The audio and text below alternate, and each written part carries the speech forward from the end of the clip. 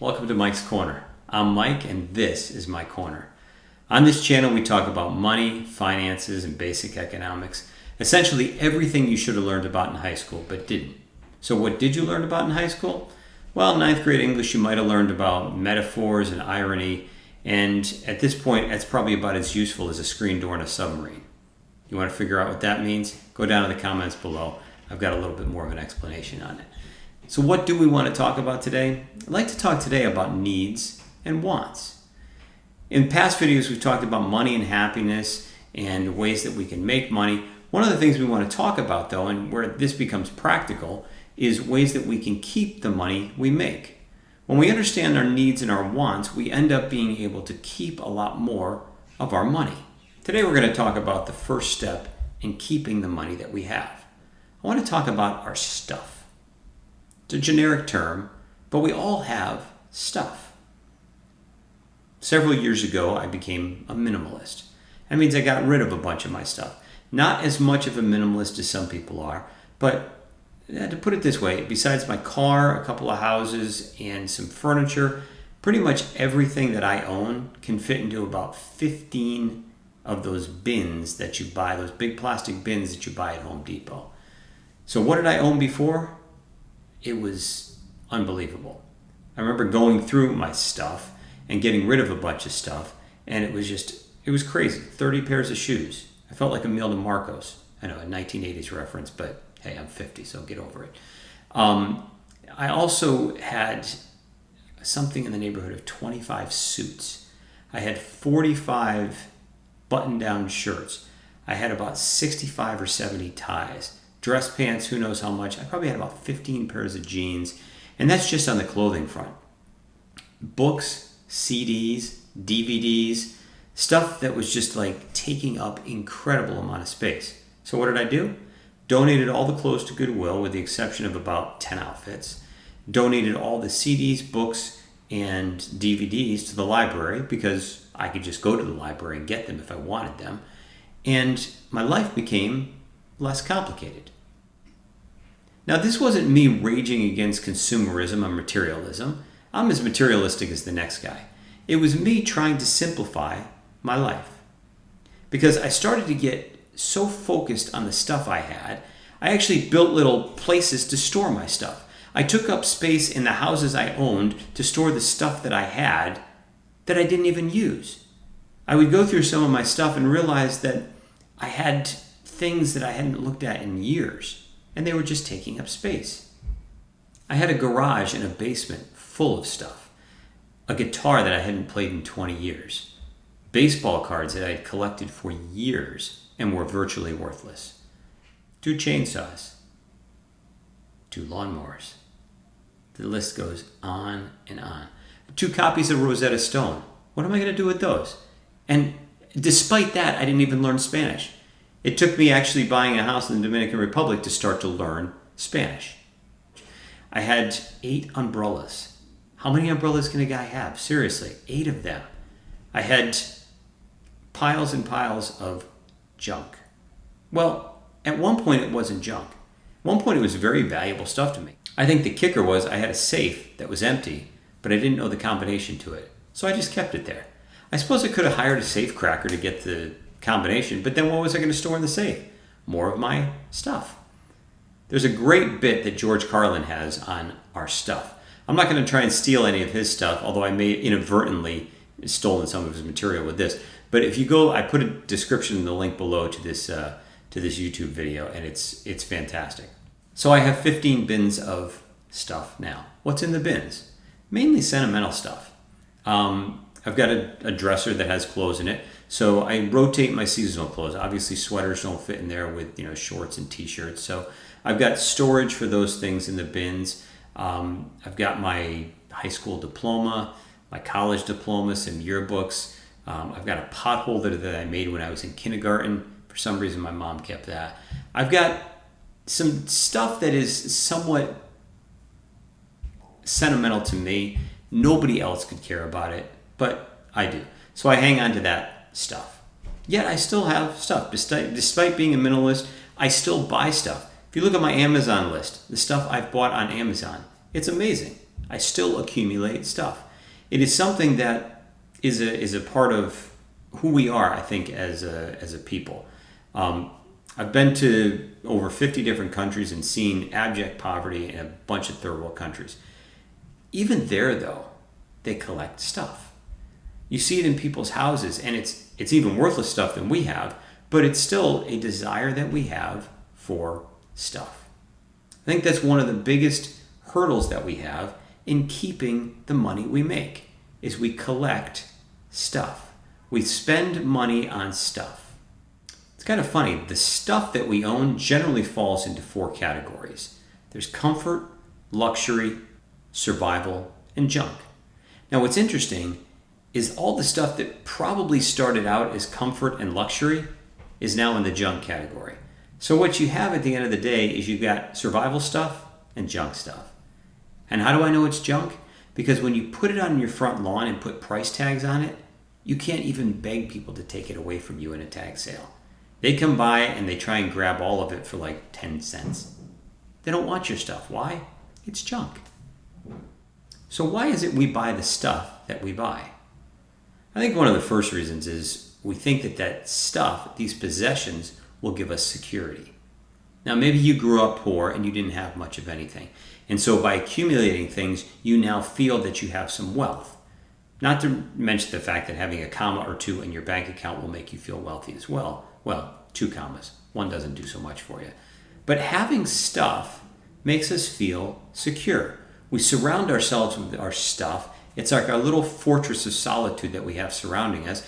And in that, we have some semblance of security. Here's the lie that we tell ourselves. If owning some stuff makes me secure, then owning lots more stuff is going to make me even more secure. Now, it is important to own some stuff, a roof over our head. It is helpful to have a car for transportation. This device that I'm recording this on is my phone for communication. That's stuff that has some importance to it. But excess stuff doesn't add to your security. It actually ends up being almost like a prison. These walls that we build around ourselves of stuff end up imprisoning us in our stuff. Once our basic needs are met, the actual security we get from our stuff doesn't add much value. The stuff we place our faith in can actually fade over time. Another reason we buy the stuff we buy is we think our stuff is going to make us happy. In a previous video, I talked about money making us happy, and to an extent, it does. And to an extent, our stuff can make us happy as well.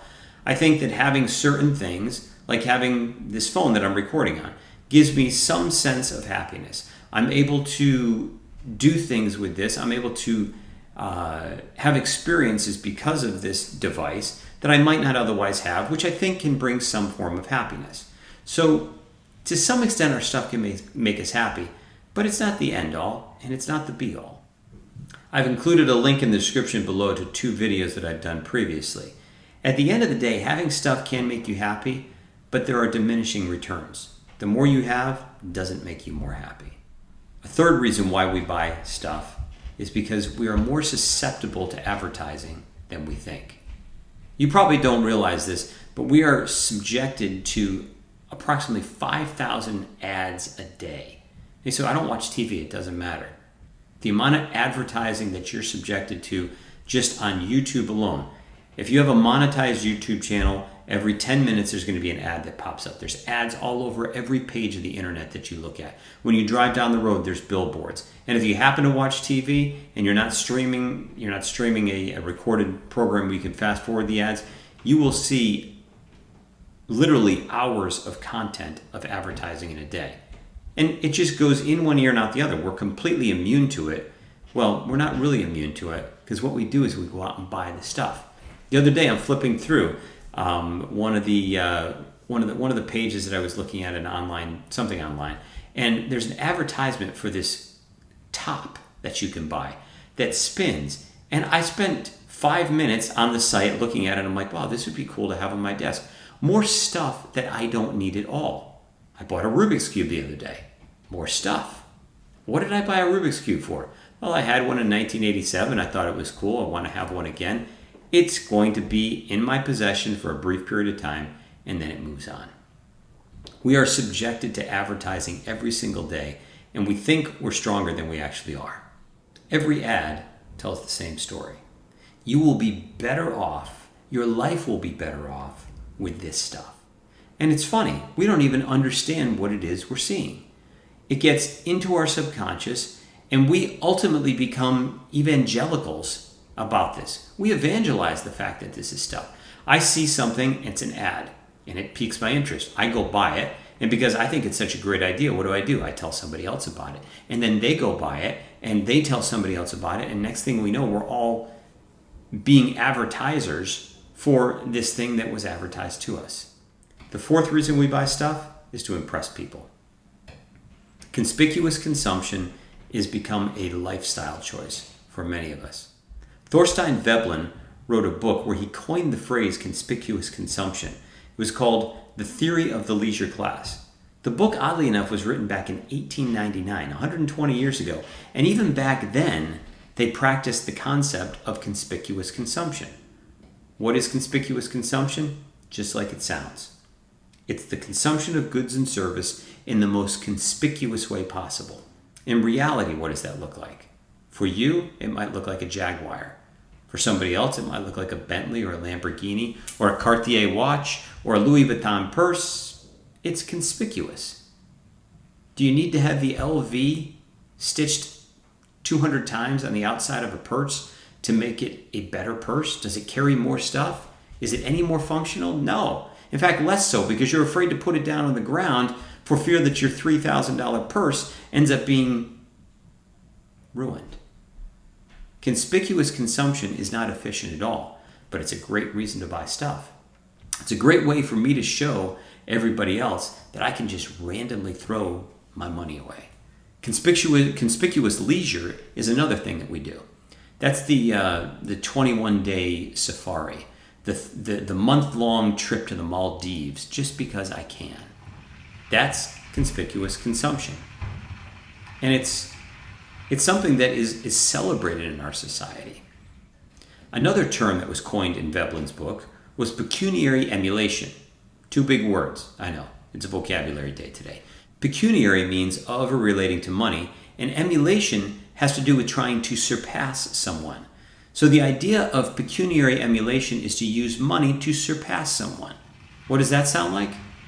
Sounds like keeping up with the Joneses a little bit, doesn't it? Joe Jones next door goes and buys a Mercedes, so what do I have to do? Well, I got to buy a BMW, maybe two of them. Or I got to step it up, I got to buy a Tesla, because then I will look environmentally conscientious and I'll look like I have a lot of money. That's pecuniary emulation. Those two things, conspicuous consumption and pecuniary emulation, are probably two of the biggest drivers of American consumerism today, and also the biggest drainers of our pocketbooks. Yeah, that Louis Vuitton one, that's the one. It's not just consumption of goods and services. It's consumption of goods and services in the most conspicuous way possible so the entire world can see how much we have, and so that we can do what? Back to number 4, impress people. I impress people with my stuff. What we buy becomes an opportunity to show the world what we're worth. Not what we're worth on the inside, not, our integrity and all those things. No, what we're worth on the outside. It's funny, I had 2 neighbors. One neighbor owned a Ferrari, the other one owned a Lamborghini. The guy that owned the Ferrari, it was funny because every time somebody would come over his house, now, I will say I had the smallest house in the neighborhood and I owned a Subaru. So just keep this in perspective. But the guy who owned the Ferrari, what he would do is every time he had people come over the house, he'd take the Ferrari out of the garage and park it right in the driveway so any of the guests that came over would see it. Now, the guy that owned the Lamborghini owned a Bentley and a couple other things too. He kept them in the garage and wasn't that concerned about it. He had the money, he didn't need to show it off. The other guy, it was interesting just to see the need for pecuniary emulation. That's a need that we all have, a need to be wanted, appreciated, respected, and we do that with our money. So you say, I'm not a victim of conspicuous consumption. Not at all. Tell you what, that little MK thing that's dangling off your purse right now, that little medallion that's there that tells you it's a Michael Kors purse, just take that off. And yeah, scrape off the little logos on your shirt too. That extra 4 cents of stitching that's right there. Maybe it's a horse. Maybe it's some other emblem that's there. It's a little CK, something like that. Just cover that up and see if you want to pay $60 for the shirt, a T-shirt. No, you say it's so much better quality. Now, I hate to break it to you. The same Asian kid that made the shirt at Walmart made the shirt that's got your extra 4 cents of stitching on that you paid $75 for. We spend money we don't have to buy stuff we don't even want to impress people we don't even like. Yet we say we're not victims of conspicuous consumption. That is probably the primary reason why our pocketbooks are empty. The fifth reason we buy stuff is we're jealous of people that have more than we do. Comparison seems to be the natural state of humanity. We compare what we drive to our neighbors. We compare what we wear to other people. We compare the accessories that we buy. And in some respects, that makes sense. I subscribe to Consumer Reports magazine. One of the reasons I do that is to see what other people buy, to see what experiences they have, so that I don't have to make mistakes that they've made, or I can benefit from what they've learned. So in some regards, it's a great idea. If my neighbor buys a car and the car breaks down all the time, well, I'll look at that and I'll say, yeah, I probably shouldn't do that. But let's say he buys a reliable car and 3 other people I know own it. Everybody's had a great experience with it. Nothing wrong with comparison there. That's logical. Envy is probably one of the biggest drivers of consumerism, that and low self-esteem. When we buy stuff so that other people will think highly of us or so that other people will like us, then I guess we have to question what type of friends we actually have. This is great for advertisers. It's not so great for our pocketbook. The sixth reason we buy stuff? I don't know what it is. I forgot. The sixth reason we buy stuff is kind of similar to number 4 and 5, is that we're trying to compensate for deficiencies. We confuse the labels on our clothing with confidence. If I walk into a room wearing a great suit and everybody looks at me and says, wow, this guy's got it all together. Or maybe you walk in wearing a pair of Air Force Ones and you say, man, this kid has got it all together. It's confidence, but it's not confidence in who we are. It's confidence in what we've put on. Again, not terribly beneficial to our pocketbook. We oftentimes seek recovery from loss, loneliness, low self-esteem by buying clothing with certain labels on it. Instead of satisfying us, our stuff ends up actually making us more depressed over time. Have you ever seen the show Hoarders? That's a case of stuff gone crazy. A typical hoarder will accumulate stuff because they find security in it, because perhaps they've had a loss, and the stuff ends up suffocating them. The last reason we buy stuff is that we're just selfish. We have the opportunity to give stuff away, but oftentimes we choose to buy stuff for ourselves. We want to grow the size of our personal kingdom by acquiring stuff. Years ago, we used to go to war to do that. I would go to war with the neighboring kingdom to get his stuff. Now I just whip out my credit card and do the same thing. And it's interesting because it's equally destructive. It can ruin us economically just like a war can. Buying stuff that we don't need creates a weight around our waists that just drags us down and doesn't bring us anywhere near the happiness that we thought it would. So after listening to this video for the last few minutes, you're thinking to yourself, I should never buy stuff again. And that's not what I'm saying at all. There's plenty of good stuff that we can enjoy if we have the wherewithal to do it. The idea is to have us have money and keep our money so that we can ultimately buy some of the stuff that we want to buy. Anything wrong with owning a house? No. Anything wrong with owning a house in the Dominican Republic? No. Anything wrong with enjoying your house in Florida or someplace else? No. Nothing wrong with that at all. Anything wrong with getting into mountains of debt to do that? Yeah, probably. Anything wrong with actually buying those things to impress people? If you bought a house in the Dominican Republic so you could tell people you bought a house in the Dominican Republic and they would think you're amazing, then you got a problem with stuff. If you bought it because you just want to go to a warm place in the wintertime and you have the wherewithal to do it, then no problem. So what is some of the stuff we should be buying? Well, obviously we should buy stuff that we need. So what is the stuff that we need to buy? This is our needs. We started off the video talking about our needs and our wants, and we digressed, I guess you could say, into talking about our stuff and why we buy stuff. But we come back to what are our needs, and our needs are pretty simple. There's physiological needs, which are food, and water. There are protection type needs, which would be shelter. You might even argue that transportation might be there because you need a job to be able to buy the food and water. Then there are other needs like family and friends, self-esteem, self-actualization. These are more, I'm not going to say theoretical because they are needs, but they start to sound like Maslow's hierarchy of needs from Psychology 101. Money can only get you the first two, the physiological needs and the protection. So when we discuss needs in relation to money, that's what we're talking about. We talk about the stuff that we need that we can actually buy. It's pretty simple. The stuff that we need is basically for survival, and it falls into a couple simple categories. However, the lines can get a little bit blurry when we talk about it. For example, food. What we really need is probably rice and beans and some green vegetables. Now, what we want is a bacon cheeseburger from Burger King, but what we often do is we go out and buy a ribeye from Capital Grille. I don't have a problem with any of those. I'm just saying that they all check the box for food, but some of them cost a little bit more than others. Now, we also have a need for water. Now, that can be a clean drinking water that we get from the tap. Maybe it's a bottled water that we get from Stop and Shop. Maybe it's a flavored water from Starbucks, or perhaps it's some artesian water that's from an island in the South Pacific that's brought to us in a glass bottle that's chilled to 34 degrees, and it's water. We need it, yes. We need clothing. Gone are the days of walking around naked with just a loincloth. It's not acceptable. Okay, maybe in a Zoom meeting you could do it, and I'm sure that's possible. But the reality of it is we need clothing. Now, do I need clothing from Goodwill? Yeah, that would work. How about clothing from Target? That works too. Gucci? That works. It's all a matter of need. That's the blurry line.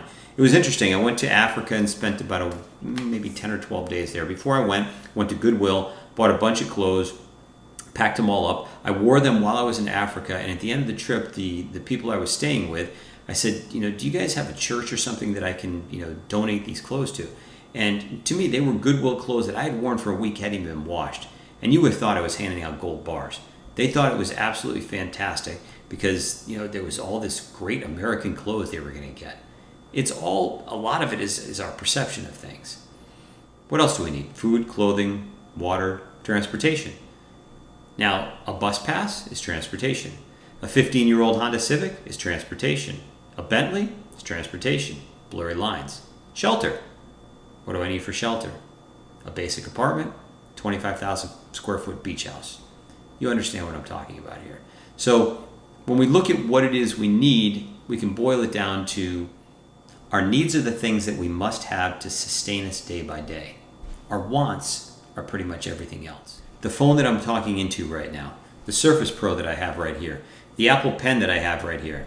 Oh, okay, that's not actually an Apple Pen. It's a knockoff. The Apple Pen was $120. This one was only $60. So clearly a want, but it's an effective want. It's something that I can use in my everyday life. But when we understand our needs and our wants, we're able to utilize our resources a whole lot better. And we're able to actually keep more of our money in our pocket when we have that perspective. If we were to only ever buy our needs, I guarantee that most of us would be able to retire to that tropical island that we want to retire to in a much shorter period of time. This video talked about our needs. And what I will do is take a second video and talk about what it is that we want, why we want what we want, and how we can differentiate between our needs and how our needs and wants were the same when we were a baby, but how they diverged and become different. So we'll talk about that in the next video. If you like what you hear, subscribe, hit the like button, ring the bell, do all the stuff you're supposed to do on YouTube. I'm Mike. This is my corner. Thanks for tuning in. We'll see you next video.